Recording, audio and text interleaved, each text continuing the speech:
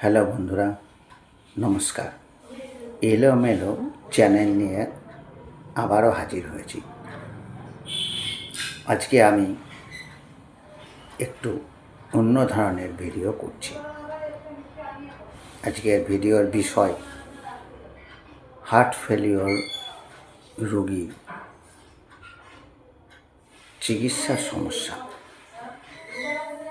তার কারণ এই বিষয়ে ভিডিও করছি, এটা একটা বিরাট প্রবলেম হার্ট ফেলিওর রোগীদের ফেস করতে হয়।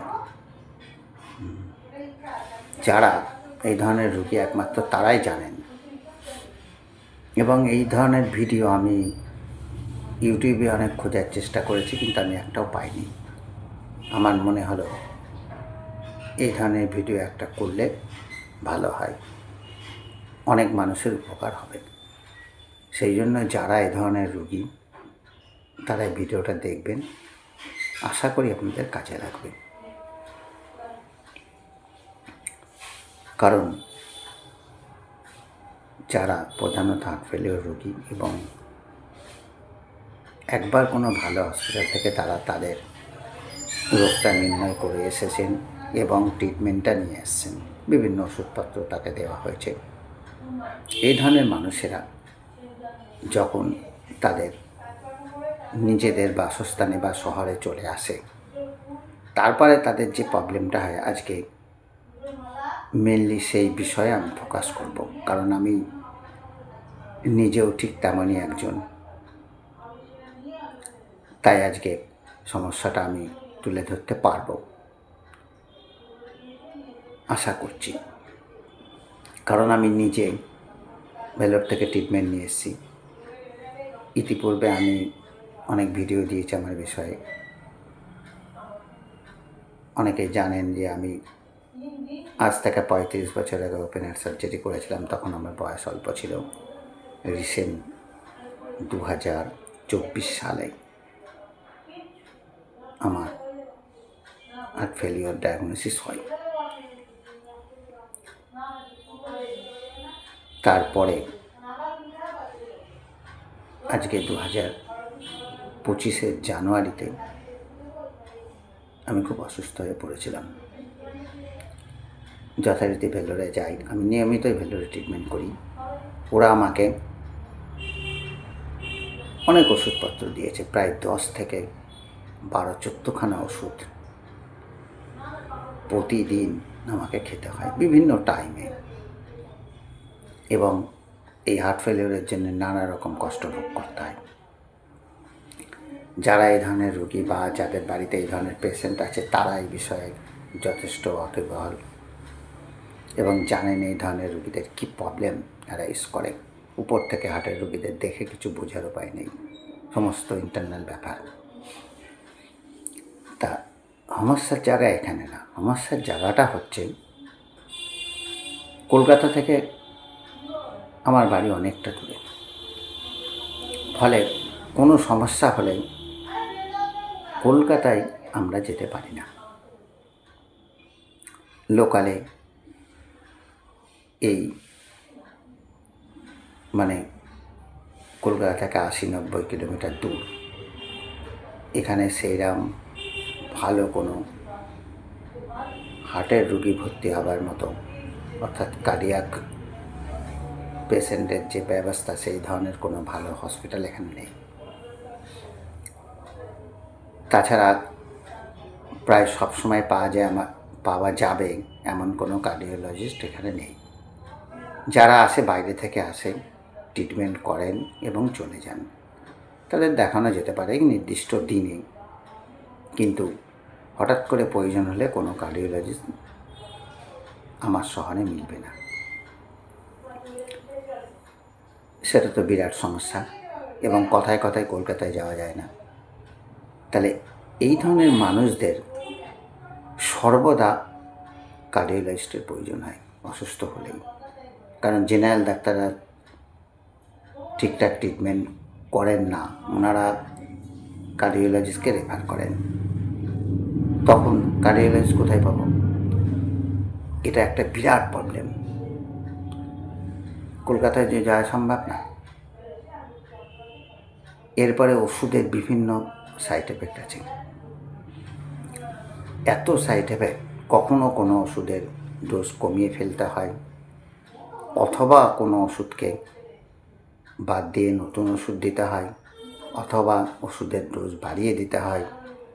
এগুলো নিত্য চলতে থাকে, কিন্তু এগুলো কে করবে? এর জন্য তো ভেলোরে ছুটে যাওয়া যায় না, বা কলকাতায় এর জন্য ছুটে যাওয়া যায় না। একটা হার্ট ফেলিওর রোগীর মুভমেন্ট করা বিরাট প্রবলেম। সে ইচ্ছা মতো মুভমেন্ট করতে পারে না, সে চলাফেরা করতে পারে না, সব কিছু তার একটা লিমিটেশন, একটা গণ্ডির মধ্যে বাঁধা। সে ইচ্ছা করলেও যেতে পারবে না। সুতরাং তার যে আশেপাশে এই ধরনের ফেসিলিটি থাকা খুব দরকার ছিল, যেখানে সে কার্ডিওলজিস্টকে পাবে এবং গিয়ে ডাক্তারকে দেখাবে। এটা একটা বিরাট প্রবলেম। আমার ইচ্ছা ছিল যে এই প্রবলেমটা নিয়ে একটা ভিডিও করব।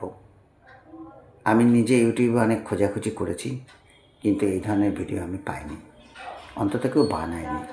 তখন থেকে আমার মনে ইচ্ছা হলো, না, এই ধরনের কিছু কথা আমি মানুষকে জানিয়ে যাই, যে আমাদের অবস্থাটা অ্যাকচুয়াল কী ধরনের একটা জ্বলন্ত প্রবলেম আমাদের, যে প্রবলেমটার কোনো সমাধান নেই। মানে এই ওষুধপত্র কখন যে বাড়াতে হবে, কখন যে কমাতে হবে, এটা কেউ জানে না। এটা আমরাও জানি না আমরা কখন কী হবে। এবং হঠাৎ করে যদি শ্বাসকষ্ট হয়, আমাদেরকে হসপিটালে যেতে হয়। এটা অনেক ক্ষেত্রে প্রবলেম, কারণ উপযুক্ত হার্টের ট্রিটমেন্ট হয় এমন হসপিটাল আমার কাছাকাছি কোথাও নেই। তাহলে কোথায় যেতে হবে? আমার কাছাকাছি হসপিটাল বলতে কল্যাণী, না হলে কলকাতা। সেটা যাওয়াও একটা সমস্যা। এর জন্যে সবসময়ের জন্য কলকাতায় যেতে গেলে যথেষ্ট লোকবল, অর্থবলের প্রয়োজন। সেটা তো সবসময় হয়ে ওঠে না। ফলে আমাদের মতো মানুষদের প্রপার ট্রিটমেন্ট বা সঠিক চিকিৎসা সর্বদা পাওয়া খুব সমস্যা। এই যে ওষুধগুলো দেওয়া হয় আমাদের, এগুলো সমস্ত খুব কড়া ডোজের ওষুধ, এবং এর বিভিন্ন পার্শ্ব প্রতিক্রিয়া আছে। এটা কম বেশি প্রত্যেকের মধ্যেই দেখা দেয় এগুলো, কারণ এর পার্শ্ব প্রতিক্রিয়া হয় না এরকম রোগী খুব কম আছে। তারপরে সবসময়ের জন্য ফলো আপে থাকতে হয়।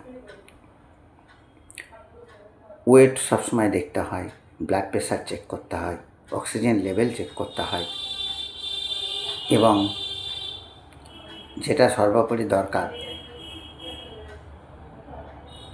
প্রতি 1 মাস 2 মাস অন্তর হার্টের একটা total check up, echo, ECG, ব্লাডের বিভিন্ন টেস্ট, এবং এই টেস্টগুলো করার যথেষ্ট ব্যয় সাপেক্ষ।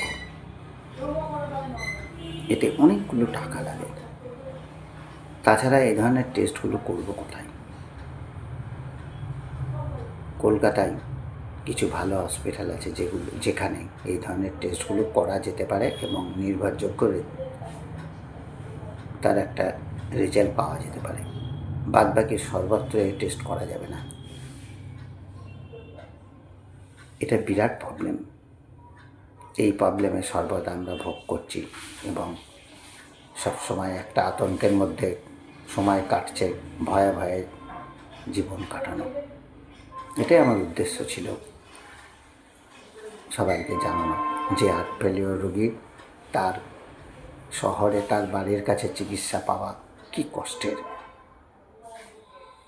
আমার চ্যানেলটা যদি আপনাদের ভালো লাগে, সাবস্ক্রাইব করে দেবেন, একটু কমেন্ট করবেন, লাইক করবেন। নমস্কার বন্ধুরা, আপনারা ভালো থাকবেন।